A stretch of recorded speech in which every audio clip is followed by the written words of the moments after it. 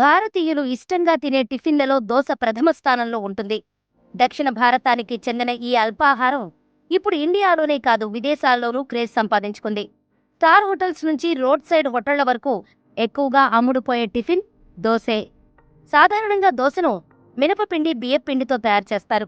వీటిల్లో పేపర్ దోస నుంచి పన్నీర్ దోస ఇలా 100కి పైగానే వెరైటీలు ఉన్నాయి. పెనంపై నెయ్యి వేసి కాల్చిన దోసను పల్లీ చట్నీ లేదా కొబ్బరి చట్నీతో తింటే ఆ రుచి అమోఘం. అలాంటి దోశ ఇప్పుడు గిన్నీస్ బుక్ ఆఫ్ వరల్డ్ రికార్డుల్లోకి ఎక్కింది.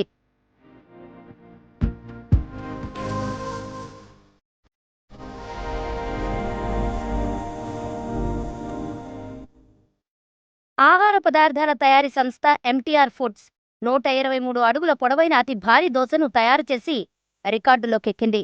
తమ సంస్థ ఏర్పడి 100 ఏళ్లు పూర్తయిన సందర్భంగా బెంగళూరులో భారీ దోశను తయారు చేసింది.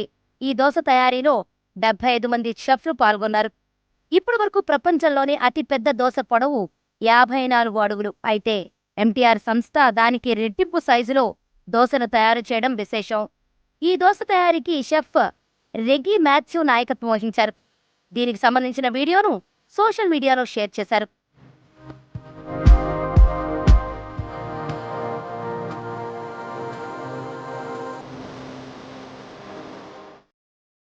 నెలల పాటు శ్రమించి ఎంటీఆర్ రెడ్ రైస్ పిండిని ఉపయోగించి తయారు చేసిన ఈ దోశ ప్రపంచంలోనే అతి పొడవైనదిగా గిన్నిస్ బుక్లో స్థానం సంపాదించింది.